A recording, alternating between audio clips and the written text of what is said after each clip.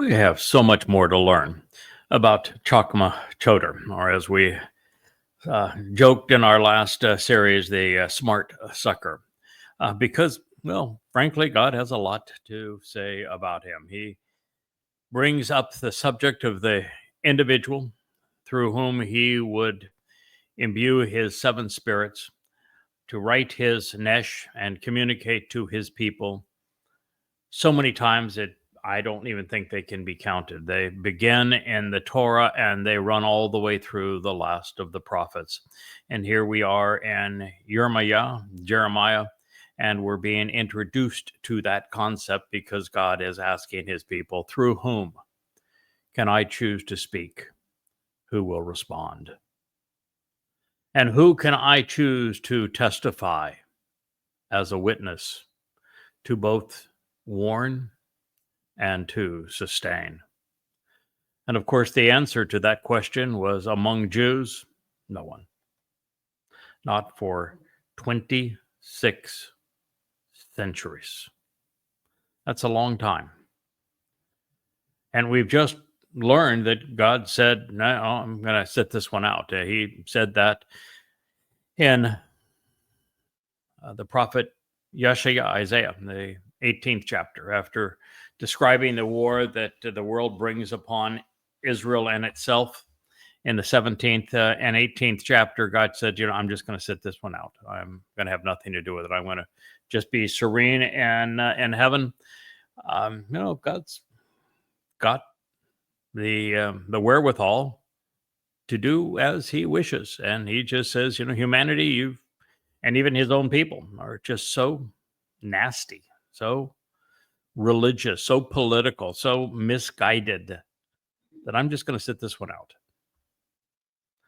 And then he says, so I'm going to choose to find someone who I can speak to who will respond. I'm going to find someone who can testify as a witness to sustain and warn. And wouldn't you know it, I got that job.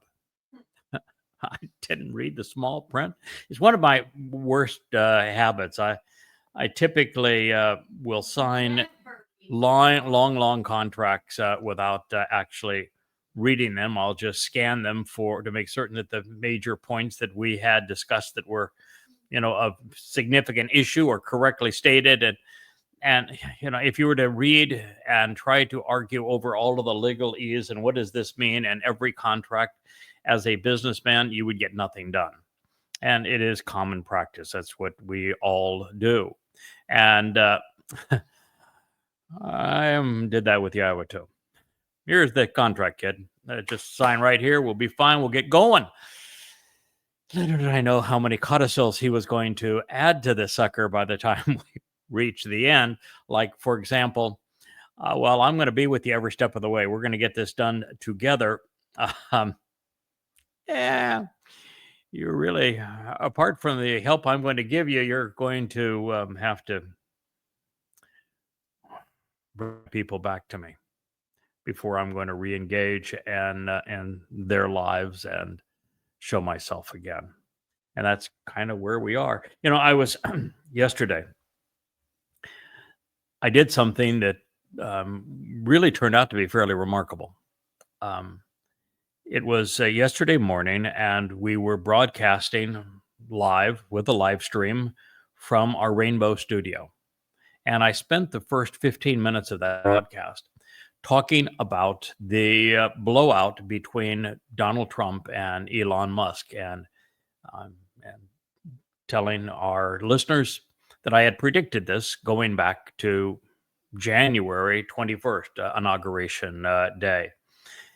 And what's interesting, at that time, the only thing that had come out in the news was Donald Trump saying, I'm disappointed in Elon Musk. Nothing else. And well, over the next 8 hours, it became the equivalent of World War III, with the two of them going at it, and Trump digging in and saying things that no president should even think, much less do. And let's be clear, Donald Trump started this. He was just a vicious man. But it is interesting that I not only foresaw that this breakup would occur and that it would occur this viciously and for this reason. I gave the reason, I gave the timing, I gave the degree that it would happen back on January 21st, 5 months before it actually played out. The only person that could predict exactly what was going to happen and did. And then I've actually pulled out the posts that I wrote back then and have reposted them just to verify this. But I was so confident in what I had seen that with a single line from Donald Trump, I announced that this breakup was underway. What we saw since that time is the most amazing bit of chicanery I've ever witnessed in politics. And, I've known a lot of politicians personally. It's just the single worst thing I've ever seen. For Donald Trump to lie and to slander and to demean not only his largest donor, the largest political donor in the history of the world, the man who is responsible for him being in the White House as opposed to in jail. If Trump had not been offered the hundreds of millions of dollars to carry the last election through those swing states, he'd have been sentenced. And the cases, the felonies he had already lost, and he would have been in prison. Instead, he's in the White House. And he's in the White House largely because of Elon Musk. And then he has the audacity to say that Elon Musk was wearing thin. Then he had the audacity to say that he pushed Elon out. All because it always has to be about Trump. Then he said Elon Musk has a problem. Then he said that Elon Musk's problem was that he didn't like that bill because it had removed the electric vehicle credits that the government has provided, and most every government around the world provides for electric vehicles. On all electric vehicles. It doesn't matter who makes them, all electric vehicles. When in fact, that provision hadn't been pulled. When in fact, Elon Musk said nothing about it. If they were all electric vehicle credits were pulled and it was a fair field for everyone, Elon would still compete. Trump lied, just outright lied. And to be that ungrateful for the man who provided the funds to take him over the top such that he would be in the White House as opposed to jail, and you turn on him. It's a sign of a very vicious, mean-spirited, angry, and untrustworthy man. And of course, all the MAGAs, because they worship Trump as if he were a messiah, as if he were the chosen one, if he were a God man, they immediately turned on Elon too, whom they had rallied to his side just a week prior, calling him how great he was, defending him, and then they instantly turned on him, just like Donald Trump. If you can go in 1 week's time from being an ally of someone to being their foremost enemy, and all they have done is to say, that bill that you're trying to pass, it's a deficit buster. No, not a deficit buster, it's a deficit builder. It's reprehensible. And it's a man out of control, a man who has absolutely no bridle on his tongue, which is the problem with Trump 1.0. With things he did as president of 1.0 were pretty decent. He was above average president in Trump 1.0, even though every time he opened his mouth, I cringed. Now, in Trump 2.0, he is not only the worst president ever, he may be the worst world leader ever. Going to be a disaster for America, for Israel, for the world. He's totally out of control. He says things that are completely insane. He will say one thing today and something else tomorrow and pretend they're saying the same thing. He'll absolutely get his clock cleaned on something like the tariffs on China and then claim it's a victory. He'll say stupid stuff like resorts in Gaza and emerald cities for fake Palestinians and the Sinai without even thinking it through. He'll go from we're going to bomb Iran like they've never been bombed before to let's sit down and have chit chats through Oman, which is like asking the village idiot how to build a spaceship to go to Mars. Also, that those who bribed him, those who control him like a puppet, got their wishes, which was not to intercede in the Iranian nuclear program, bought time. And now that Iran has said, F you, Donald, we are not agreeing with your deal. So the deals, which I said had a zero chance of working. The day that he said it in the White House, I said, this is a ruse.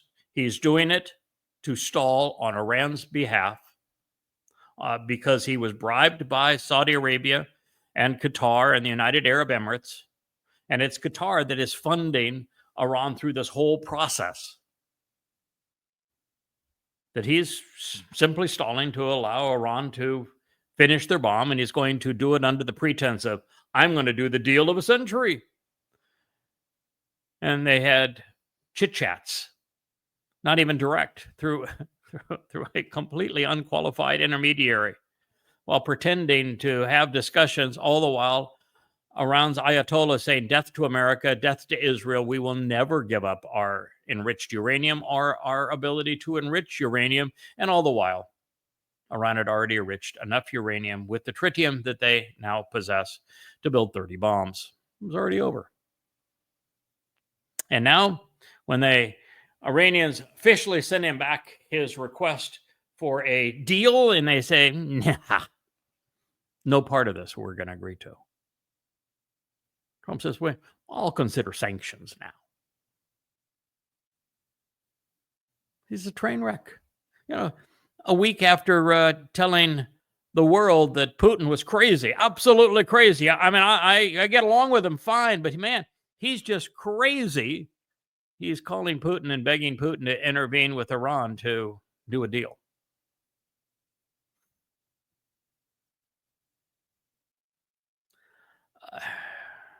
When a man will turn on those he's closest to, remember the Cohen, the fixer of Donald Trump that worked so hard to cover up Donald Trump's liaison with the porn star Stormy Daniels. He turned on him to the extent man spent time in jail. And now you have Trump. He's giving pardons to people who have admitted to hundreds of millions of dollars worth of tax evasion and fraud because, well, they donated to his campaign.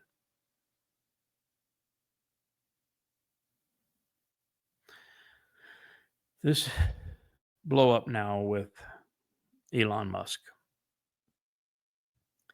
is the greatest hope the world has had, well, since Trump was reelected. And, I don't say that as a liberal. I'm too conservative even to be a Republican. I had thought that Trump would have been better than Cackles. But something does Trump stupid, and that's evil.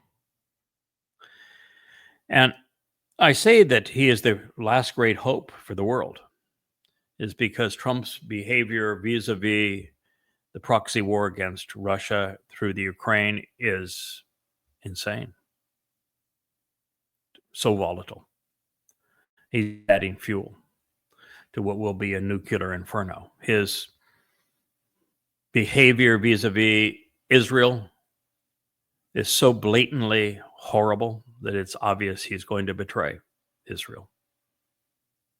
And betraying Israel is the catalyst for the next world war, just as was betraying Czechoslovakia and giving Czechoslovakia to Adolf Hitler. before World War II. What he's done now with Iran, what he did with the Houthis, I'm going to bomb them like no one's ever been bombed before, until our bombing did absolutely no good. And we lost a bunch of airplanes, nearly lost an aircraft carrier. And he sailed off, tail between his legs, and said, we won. They conceded. No, they didn't. All they said is, if your ships aren't here, we won't shoot at them.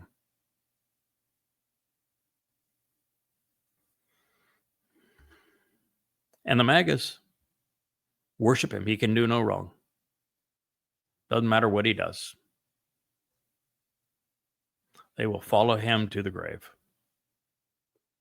But Elon's a different kind of cat. And as we're talking about what's going to happen in the long haul here, and you talk about a fellow that YAHOWAH says, I have made my Chakmah Choter, my wise branch to reach out to my people.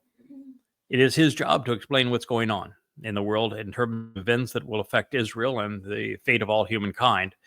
And the reason that the Trumpster is now in serious jeopardy, the reason he is so obsessed with Elon Musk, the way he talked to a reporter today, says, I'm not even thinking about, started the conversation, I'm not even thinking about Elon, not even on my mind. Elon's a real problem. He's got a terrible problem. I don't know what his problem is, but I'm not focused on Elon. I'm not going to talk to Elon. I don't want him any harm, but I'm just not going to talk to Elon. Yeah, I'm not focused at all on Elon. Yeah, Elon. No, I'm not worried about Elon. Elon is got a problem. Problem, Elon. I don't know what problem Elon is. Elon problem. Not worried about Elon.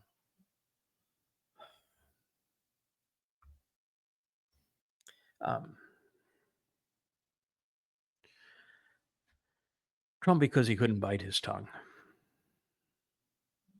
brought himself down. Elon Musk is a rare dude. He's the wealthiest man in the world, hundreds of billions of dollars, self-made. Now, some of the things that Elon has done, I'm not so impressed with. I don't much like his partner and PayPal. And the more you read into that, not so good. And some of the investments he's taken from the Saudis and the Kuwaitis, who are so destructive to what's happening on college campuses and the degradation of America and this Marxist Muslim rage against Israel and the funding of Islamic terrorism, not so good. The hive for anti-Semites he's created on X, not so good. But the fact is, Elon lives in a shoebox. He's not impressed with money. Elon knows that he built Tesla from scratch. He knows that he built SpaceX from scratch. I mean, SpaceX hardly even existed 5 years ago, and now it's the dominant space launch platform in the world. Starlink, what a dream. I'm going to unite the entire world by internet by sending up hundreds of thousands of these satellites. I mean, it's the most amazing thing in the world.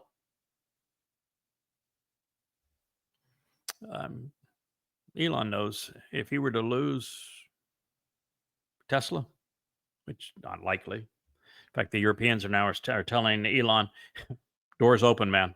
Come here. We'll support anything you want to do in Europe. Same thing would be true in China. Same thing would be true in Russia. He has a welcome mat to the world right now. That's how much the world hates Donald Trump. Disrespects Donald Trump. But Elon would say, if I lose it all, if I lose SpaceX, I'll create a new one. If I lose Tesla, I'll create a new one. If I lose Starlink, I'll create a new one. I've got, $350 billion that I could blow through, and it's not going to change my life one iota because I live in a shoebox right now. I'm not impressed by any of this stuff. He'll spend his entire rest of his life, if he has to. He'll spend all of his fortune to bring Trump down. Because Trump slandered him, lied about him, disrespected him, insulted his integrity. And a guy like Elon Musk, he is not going to suffer that. And so he has the opportunity to actually bring Trump down. And bringing Trump down would be the greatest thing from the world. You could delay world war. You could delay the forfeiture of the heart of Israel to the Muslims. You could save countless millions, if not billions of lives. You could salvage the U.S. economy, at least for a period of time. That's with the Trumpster, it's a matter of years. Without the Trumpster, maybe 5 or 6 years. You gain 4 or 5 years and probably a few billion lives with him versus without him. And Elon Musk can do that. Plus, it's just the right thing to do. It's the right thing to hold this madman, this insane, vicious, mean-spirited, duplicitous con man, the philanderer and thief, accountable. Somebody needs to stand up to him. Hopefully it's Elon. I think it might be. And for those who are interested, I have a pretty good track record, 100%, in predicting major events that have an effect on our world. I put this one in writing. I found the post last night. It was actually one of many saying exactly what was going to happen. And I have made hundreds and hundreds of other predictions of what's going to happen in our next 1, 3, 5, and 8 years. You may want to listen, particularly if you're a Jew or Israel, because that's my passion. Because I don't get any of them wrong. All right, so here's Yahowah saying, I need somebody through whom I can choose to speak, who is going to respond to me. And I need someone that I can choose to testify and witness as a witness to sustain and warn, who is going to begin the process by listening. And that's really the biggest issue of all. It's why we're here. The religious don't listen to God. They pray to their God. Religious Jews, they never listen to God. They're always yabbering to him. And it's even a nameless God. If they are yabbering, wrote prayers to Hashem while doing one of this. Like a Stockholm child. Yeah, it is like a Stockholm child. Yeah. It's just pathetic. It's why God says, you look like dung to me. That's why he says, I'm going to sit this one out. I'm sorry. Don't bother me on this one. I'm sitting it out. And Jews, Christians, of course, that Pauline, pray without ceasing. And look at Muslims. Their lives are dominated by this prostration prayer where they have to humiliate themselves and put their nose on the ground and their butts in the air 5 times a day to Allahu Akbar, Satan. It's embarrassing, really, how foolish people are. And just think about a God who would say, I don't really give a crap if you listen to me. If you don't know me, or it doesn't matter what you call me. I don't really care. I just want you to yabber all day and beg me for things. That's what I'm looking for.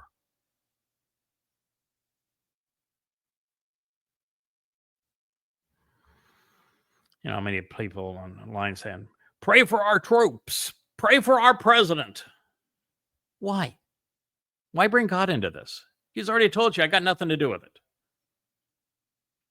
Doesn't ever ask anyone to pray. I want you to listen instead. Now, in our case, our relationship is pretty much dominated by listening.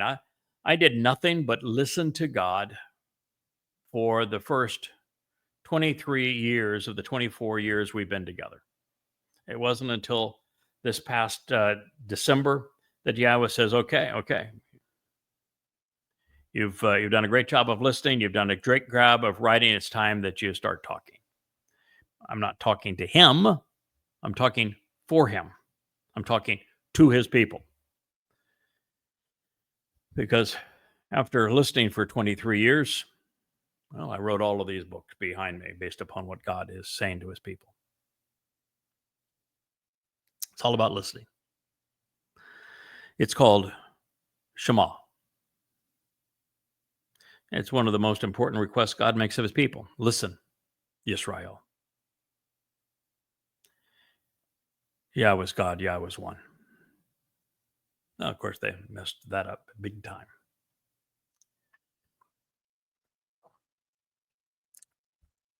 God says that the reason it can't be a Jew that he's going to choose as his witness is because they have uncircumcised ears. They're stubborn. They're unresponsive. They're incapable of listening. They're incapable of comprehending. So look now and notice that the word of Yahweh, that would be the Torah and the prophets, now exists as an insult to be scorned and disrespected by them. That's the nature of the Talmud. Talmud is hundreds and hundreds of books with rabbinical arguments, with every rabbi's name attributed to every potential argument that can be made, and never a mention of Yahweh. The words of Yahweh? Nah, not so much. The words of the rabbis? God views that as an insult.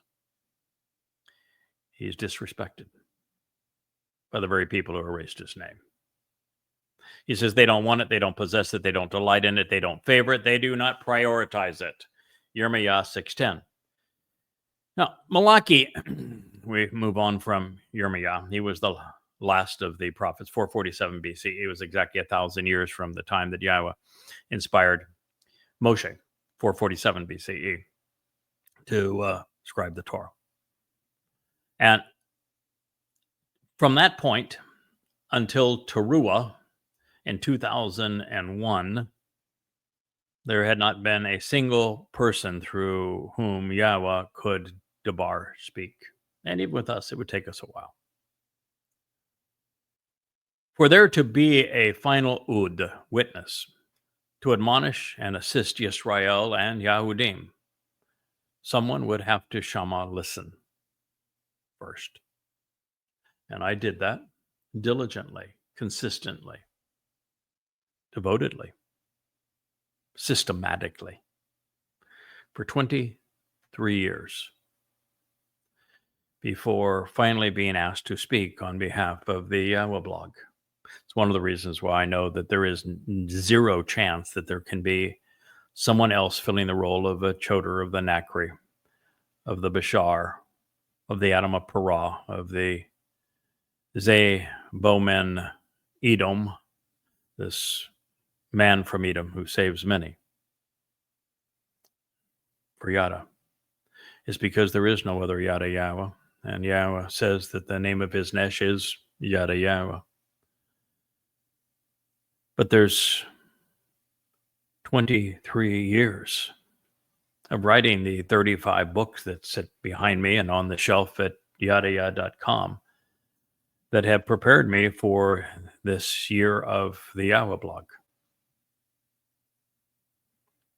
There's no one else who's there. No one else is even within 22 years and 11 months and 29 days of that time. And it takes all of that. One of the things that is so interesting about why me and why you, because that's what Yahweh wanted. He said, these are my people. I want you to speak to them. These are my plans for my people. I'm out of here. It's your job, kid. Do a fine job, because I'm expecting a big homecoming, a big party. I've already told the world about it, so don't disappoint me, kid.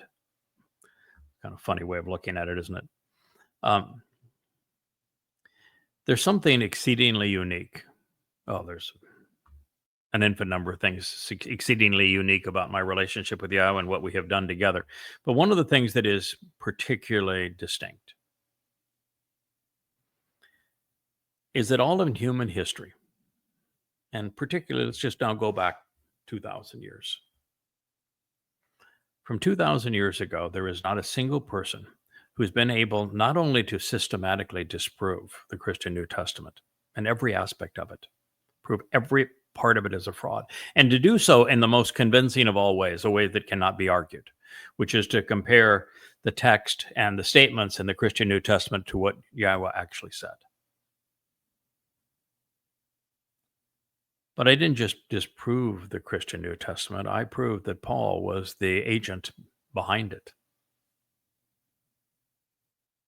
and demonstrated the order that the books were written and who was inspired to do what by whom, and was able to prove that Jesus was created by Paul in 52 CE, that he did not exist.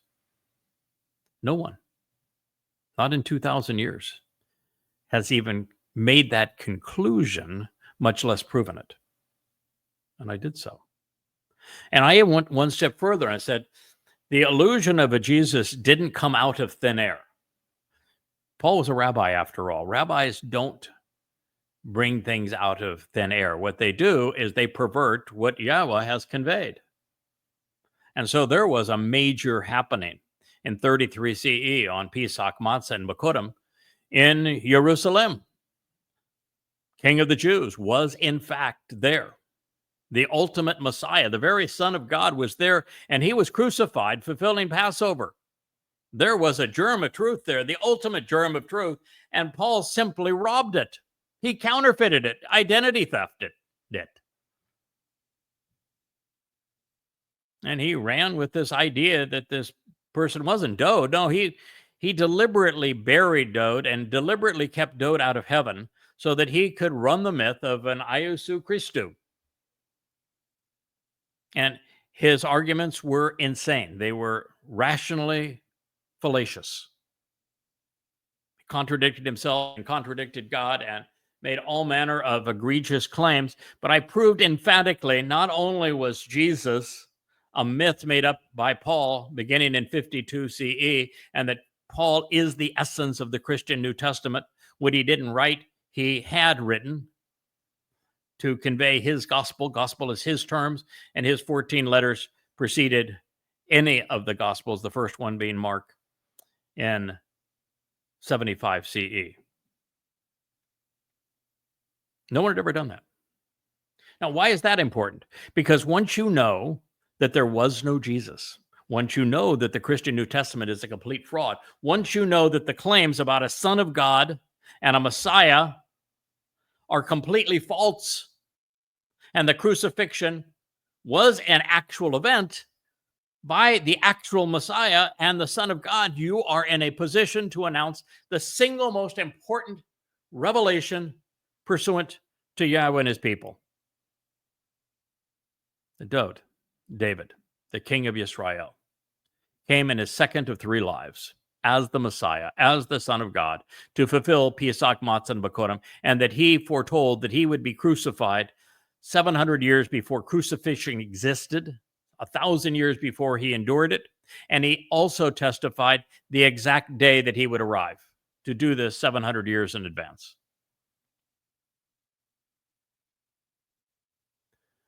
That is the ultimate answer. That is what opens heaven's door. That is the means to eternal life. And then when you recognize then exactly what Dode did with his corporeal body and his nephesh soul to fulfill Passover and Matzah, leading to Bikurim, such that the benefits of the covenant are delivered.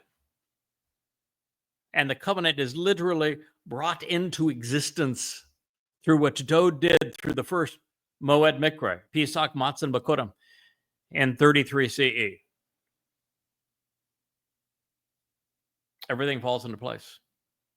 Now you have one cohesive story, and it's all around the covenant and the first son of the covenant family, Dode, who is the one returning in 2033. Now you have absolute proof of God's timeline, when things were fulfilled, when things will be fulfilled, by whom, for whom.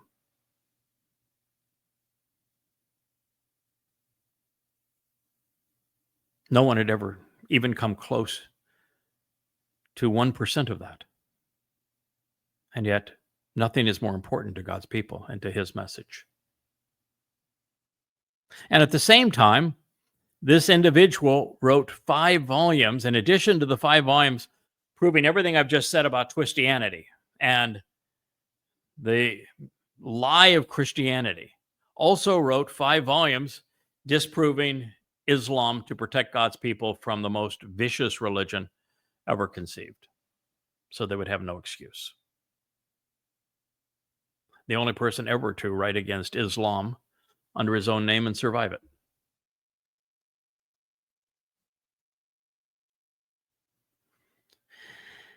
And if that were not enough, he's the only person that's outed the rabbis, who has told Israel that the rabbis are your own worst enemies. No one's ever done that before. And let me tell you why they're your own worst enemies. It's rabbis that created Christianity. Without Paul studying to be a rabbi, claiming to be the best of the rabbis at the best of the rabbinical schools, he never could have pulled off the fraud of Jesus Christ. Jesus Christ is a ripoff of David. And so to pull that off, Paul had to be trained on the Torah, prophets, and Psalms so that he knew where to go to pluck things out of their context and misappropriate them to make his point. And he did it in rabbinical fashion. But I, Paul, say is exactly as the rabbis. Right. The rabbis. Rabbi Paul, first person actually to call himself a rabbi. The name title was not used by others in any written form until Paul begins to use it for himself. So to be the person who discovered that the rabbis are the ones responsible for Christianity, for training Paul to do this very thing. And then one step worse, that once Dode showed up exactly as he said, on the exact time that he said, doing exactly what he promised he was going to do, the rabbis, Jewish religious leaders, yawned. They didn't acknowledge it was him, denied his fulfillment. And they created the void in which Paul could write. And then when Paul wrote and made these claims of an Iosu Christou, they didn't refute them and say, no, wait a minute. It says this in Psalm 22, Mizmor 22. It says this in the first 30 Psalms. It's all about Dode saying, I'm going to do this. It says this in Isaiah 9 and 53. It pertains to Dode. It says this in 2 Samuel 7. No, it says this in Daniel 9. No, everything you're claiming is prescribed by and to Dode, and you can't steal it. You can't steal the promises that God made to his people and create a religion.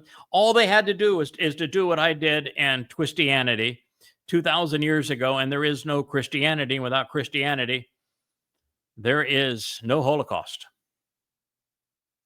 Without Christianity, there is no 1,800 years of being persecuted and robbed of your humanity, living in shuttles throughout Europe. Without the Roman Catholic Church that Paul enabled. The rabbis created it. They created your worst enemy. And then it gets worse. Rabbi Akiba is the father of rabbinic Judaism. Rather than do what I did in Twistianity and say, no, Jesus is nothing but a counterfeit of Dode. Dode is the Messiah, the Son of God. He's the one who came as he said he would and fulfilled Passover by being crucified. This is what he did. This is what he said he was going to do. And you're just lying. There is no basis for your claims. And all of the claims that we can make on behalf of Dode fulfilling Pesach, Matzah, and Makodim are stated by God and easily provable. They didn't do that. No, Rabbi Akiba instead fought a false Messiah with a false Messiah and promoted Bar Kokhba, from which Israel gets that God-forsaken star. He was the son of a star. But it's worse than that. Because in the process of doing this and promoting this myth, I think it was 25, 35,000 of Rabbi Akiba's acolytes died, and he blamed them for their deaths. Then he goes full berserk with his false messiah, Bar Kokhba, starts a revolution, brings Rome back into Judea, and this time Hadrian doesn't play around. He crucifies hundreds of thousands of Jews. And he doesn't just create the final diaspora, which again led to the Holocaust, which again made Jews suffer, which estranged Jews from their God and from their land. But he's the reason that there is a Free Palestine movement today. Without Akiba, doesn't exist. Because when he egged Hadrian to come in to stop his revolt under a false messiah, Hadrian's the one that came up with the ethnic slur of Philistina to besmirch Jews, to humiliate Jews. No Akiba, no Palestine. No Akiba, no diaspora. No Akiba, no Holocaust. No Akiba, no rabbinic Judaism. And the generation before him, had they served Yahowah or his people, there would have been no Christianity. And had they not served Paul, there would have been no New Testament. Imagine now, Jews still living in Israel, no Christianity, no Judaism. But it gets far worse because in 600 CE, after writing the Babylonian Talmud as a God-forsaken document, claiming it is now Torah, and Babylon, of course, Jews that did not come back were living in Yathrib. And when Muhammad came to Yathrib as a failed wannabe messiah and ran out of material for his Quran, because up to that point, the Quran had been comprised of pagan religious practices that had gone on around the Kaaba for generations, Jewish folklore through the Arabs in Yemen who had converted to Judaism, and this never-ending argument. And that was really all there was to the Quran in Kaabaville, which was actually Petra, not Mecca. But when he left in shame after the satanic verses, after the knight's journey, after the never-ending argument, after the idolatrous indulgence, and he was looking for a place to go, no one would take him. They all just mocked him. He had on the range of 5 followers. And he found 20 pagans while out on the hitchhiking tour, trying to find some place that would take him in. And these 20 pagans were told this story about how he was the mouth of God, and that the messenger of God, and that he had a deal for them, that they could be co-thieves. They could steal for him, they could kill for him, they could plunder and rape for him, and that they got to rape anyone that they wanted to rape. They could steal anything they wanted to steal. They could kill anybody they wanted to kill and keep 80% of it so long as he got 20. And then beyond that, if they were killed killing for him, they'd go to heaven and have perpetual virgins. What a deal. All they had to do is sign on with the Pledge of Aqaba. And so these 20 pagans said, you sound a lot like that Messiah fella that our Jewish rabbis and Yathrib keep on telling us about. He said, Muhammad said, yeah, that's me. I'm it. Another false Messiah. And they said, all right. And it's called the Pledge of Aqaba. It's the year 1, day 1 of the Islamic era. We pledge to wage war on all humankind. And they have. And then when he got into Yathrib, he ran out of material for his Quran. And, you just can't make a Quran out of the never-ending argument and glorification of terrorist raids. Otherwise, you're going to be more like Genghis Khan or Kublai Khan, even if you get to be really successful at your terrorist raids. And so he needed material. And so what he did is he bought Talmud readings from the rabbis. And the rabbis sold Muhammad Talmud readings, which Muhammad twisted and claimed they came from Allah. And the Quran is filled with them. The whole reason that there's people named Adam and Noah and David and Solomon and Jesus, they had a hard on for Jesus. So, yeah, all of these individuals, Moses, they're all there because rabbis in Yathrib sold Muhammad Talmud readings, which he then twisted and claimed Allah made them and turned the Quran into a religious book as opposed to just a terrorist manifesto. Without the rabbis doing it, there is no Quran. There is no Islam. There's no 1948 war, no 1967 war, no 1973 war, no ongoing intifadas. There are no 10/7. 10/7 was nothing but a reenactment of what Muhammad did to the last of the Jews, because you see, when the rabbis weren't paid by Muhammad for the last of their Talmud readings, they started to mock him. And psychopaths don't much like being mocked. It's kind of like Donald Trump today. And so he turned on them and he slaughtered them, killing every man in Yathrib. It was a community of 30,000 Jews that, when Muhammad arrived, killed every man. He raped, and he and his men raped every woman. They sold all the children into slavery. And the few that managed to escape went to Kabar, where Muhammad did the same thing, setting the exact dress rehearsal for Alaska flood. And it all goes back to rabbis selling Muhammad Talmud stories. The rabbis have created Israel's three most vicious enemies. It's time you hold them accountable. And even now, the rabbis are parasites.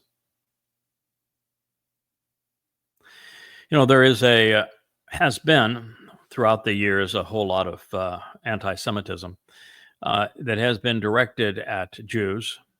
And I'm here to tell you that the overwhelming preponderance of it is directed at rabbis. Protocols of the Elders of Zion. It's, of course, a conspiracy myth, but it's directed at rabbis. And unfortunately, Jews allowed the rabbis to create this illusion that Judaism and being Jewish were one and the same, when they're not. One is a God-forsaken religion, and the other is a God-loved race. They're exactly the opposite. God loves one, hates the other.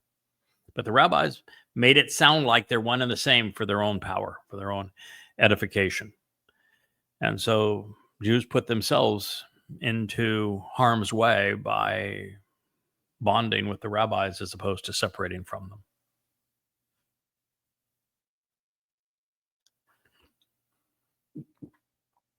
Do you know the country in Europe that was the most vicious on the pogroms long before even the Nazis rose to power, a century before the Nazis rose to power?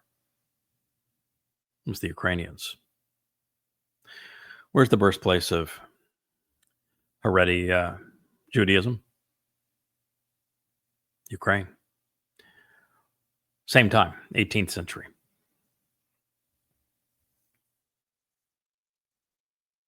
Something to think about, isn't it?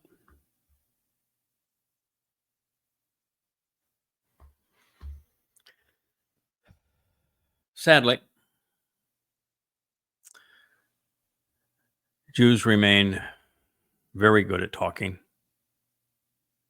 and far too few are good at listening. I'm doing my best to change that. I'm trying to get some Jews in social media who are leaders in the community to listen and then to speak once they know. But Jews are largely fooling themselves. Now, understand that I've devoted my entire life to Israel. Well, certainly the last half of my life. From the time I was 35 years old to today, I have been primarily devoted to Israel, certainly since I was in my early 40s. Every waking hour of the last 24 years, absolutely. And even that, so much of the prior time was a proving ground for this, preparation for this. So no one loves Israel more than me.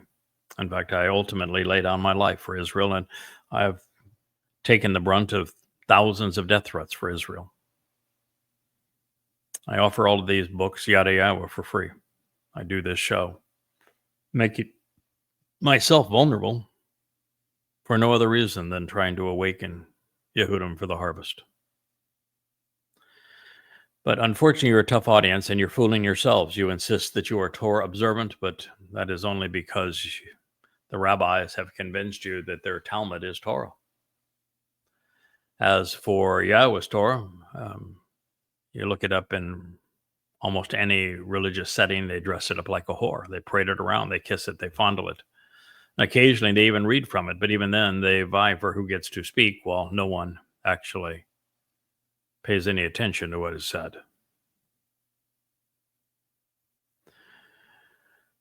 The simple truth is that rabbis and those who are misled by them love their names as much as they hate Yahweh's. Their words are prioritized over God's. And that, of course, is understandable, that they love being religious and Yahweh hates the religious. And he says so every opportunity he gets. The single most repeated theme throughout the Torah, prophets, and Mizmor, Mashal, is goddamn religion. Judaism is a religion. Fortunately, there are instructions to be grasped. There are people to teach. There are obstacles to be swept away. There are challenges to overcome. And there is always an opportunity, even if others don't see it. And that is the reason that the Nakri, as the Choter, was called and deployed. God had all but given up on his people. He has become indignant, dissatisfied, and furious at Israel.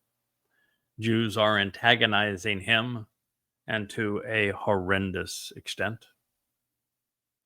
Now, one of the advantages of being the big guy is that you can delegate what you no longer enjoy doing.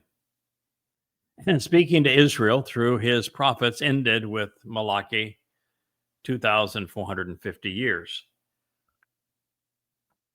prior to the time I was approached. That's a long time to be disgruntled and disengaged. However, this hostility, no matter how deeply entrenched, would have to end for the kingdom of Dod to begin. So Yahweh found someone who was willing to do as he asked. He even allowed him to demonstrate his devotion by initially assigning him the three most deplorable jobs on earth. 1, exposing and condemning Islam via the Quran and Hadith. To expose and condemn Allah and Muhammad and the first Muslims. 2, explaining the reason that Yahweh asked Hosea to marry a religious whore, a prostitute, while announcing the divorce proceedings with Israel. And 3, repudiating Paul and the Christian New Testament to clear the way for his people to know the true Messiah, Son of God and Savior. Yada would listen 12 hours a day, 7 days a week, for 23 years, demonstrating that it could be done, and that Yada knowledge and understanding would result. And while that is all now as clear as it is irrefutable, why are the religious so unaware that Yahweh rebuked them in this declaration?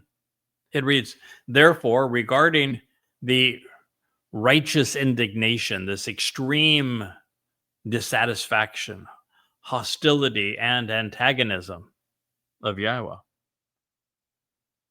I've had my fill. I'm offended, and I have grown weary of holding it because I can no longer endure it, nor can I comprehend it. Pouring it out upon the childish and unjust, these perverse adolescents, right out in public view, even upon their best at conspiring to establish the insidious cults with their assemblies and councils of chosen sages. Of those associated with them who have joined together with them, therefore, there are also men and women who are controlled, who are captured, who are caught up in this, the more mature with those whose days are now over. Yirmiyah 16 or 6:11, ouch. That's particularly disconcerting when coming from God. God is saying that he is flat out angry. He's extremely satisfied. He has become hostile towards. He is venting his antagonism. He's had his fill. He's offended. He's grown weary of holding it in because he can no longer endure it. He can't even comprehend this religious rebellion against him. His people pretending to pray to Hashem, to Adonai, to G-D, to erasing his name, to annulling what his beloved son achieved on Pesach, Matzah, and Bakurim, or that his son is the one coming back as the Messiah and the King, or that there are terms and conditions of the covenant, that the Mikra are important and you're not authorized to change them. He's just disgusted by it all. He's grown weary of it. He can't even comprehend it. He says that people are childish, they're unjust, they're perverse. Right out in public view, banging their heads against the wall. They're best at conspiring. And these insidious cults, all arranged by assemblies and councils of chosen sages. God hates the rabbis. God hates Judaism. Yeah, I'm sure. Yeah, he also hates Christianity, calls it the plague of death. He hates Islam. I mean, it's Allah is God in Islam. He despises Islam. But the religion God speaks the most often about and is most hostile towards, the most disgusted with, is the religion of his people, Judaism. Judaism is far more harmful to Jews than is Christianity or Islam. It's the cancer within. And so long as there is Judaism, there will be no reconciliation of the relationship between Yahowah and Yehudim.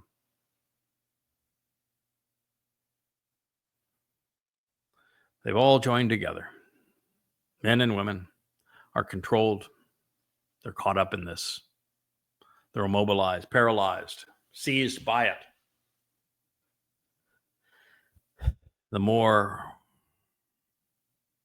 the days go by, the more it continues to capture them. And this is the blockade that we've been asked to knock down. This is the foe that I battle the most. Until I can convince Jews to recognize what I've said about rabbis is true, that they are the greatest and gravest enemies, not only to God's people, but to God himself. And that is the rabbis who are responsible for the next two villains, Christianity and of Islam. And that they're parasites today, sucking the lifeblood out of the nation. It's a tough pill for Jews to absorb because they're so wrapped up into their culture. but it is the truth, and it is vitally important. And that's the first step. The second step is then, once you have disowned Judaism, then you need to embrace Yahweh by name. Establish a relationship again with the actual Messiah, the Son of God, your Savior and returning King. Don't appreciate what he's done. Embrace the terms and conditions of the covenant and attend the Moed Mikre as they were intended. Understand the timeline that we're under. Learn as much as you can, as fast as you can, and then share it with as many as you can. That's where we are. When so many Jews wrongly claim devotion to God, God is saying, no, I'm disgusted by them. God hates the rabbis. When Yahweh says, goddamn religion, he isn't kidding around. And let's be clear, there is no other Jewish institution other than Judaism that could engender this disdain from God. Yahweh is offended by Judaism. He can neither endure it, nor can he comprehend it. The consequence of Yahweh's extreme dissatisfaction with Israelis and Jews is broad and deep, public and documented. He is spewing his resentment at the childish, perverse men and women, young and old, that now inhabit his land. But his ultimate antagonism is kindled towards those who conspired to create this insidious cult of Judaism with its sages, assemblies, and contrarian counsel. It is as perverse as it is controlling. Now, we have already seen the consequence of all of this. Rather than living in peace, Israel is surrounded by 1 billion Muslims. Many, if not most, seek their annihilation. And as we approach and enter the time of Israel's troubles, it is only going to get worse, with the next rendition of October 7th playing out 1,000-fold. This will be the last line I will read in this program because, well, it's something that we need to ponder. God says, because of his righteous indignation against Judaism, against the rabbis, the fact that he finds them repulsive, their homes will be surrounded by others in the end. Fields and open territory, the countryside, even the entire country, along with women, even girls, all together in like manner. In response, I will extend my influence, prophetically announces in advance of it occurring, Yahweh.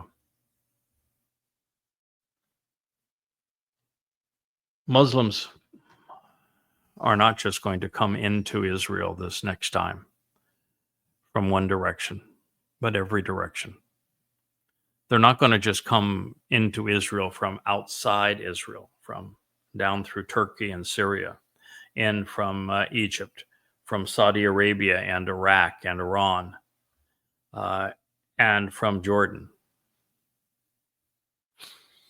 They're going to come from inside Israel as too, because the United States is going to sacrifice Israel. And when there is a Donald Trump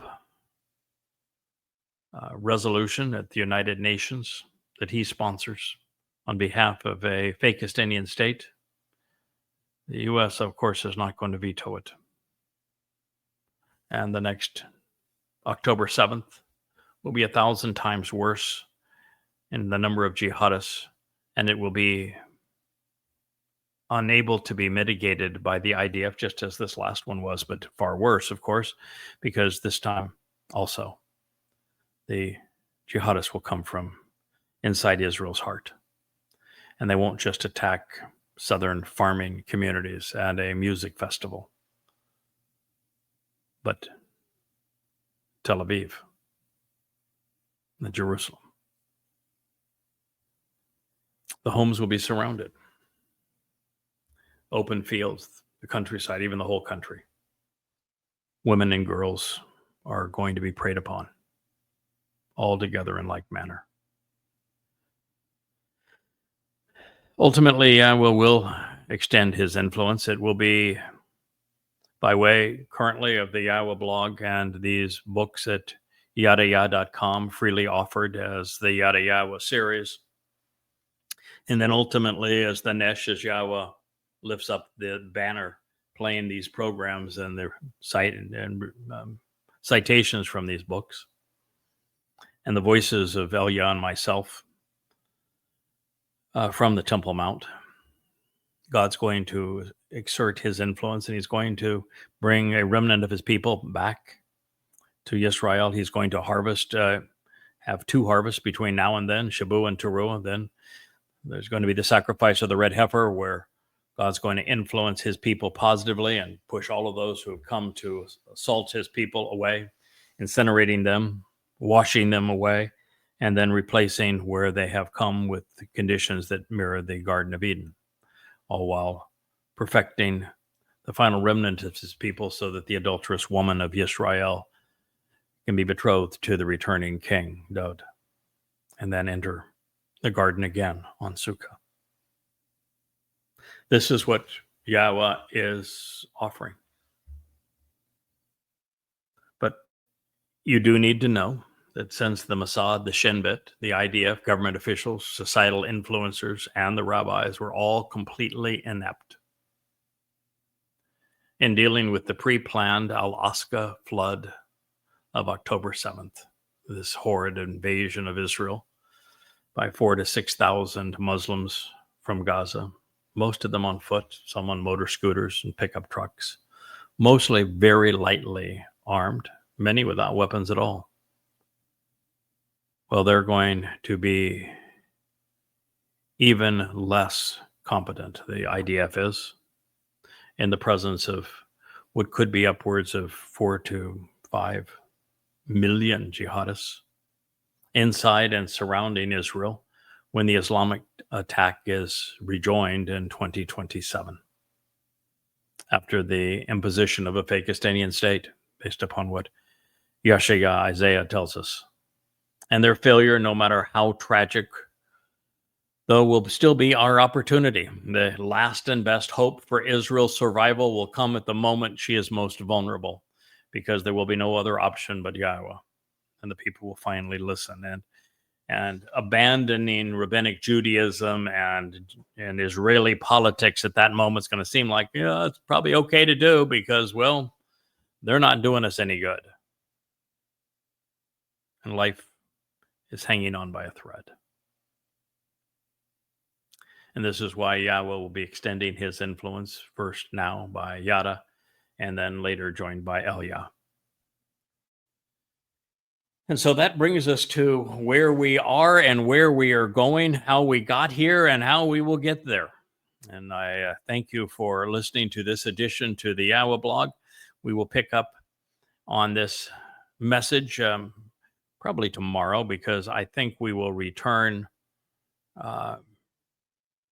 to another session of our ongoing program on Katsir harvest, as we did last week in our family hour this evening, which will air beginning at 6 o'clock Eastern Daylight Time this evening.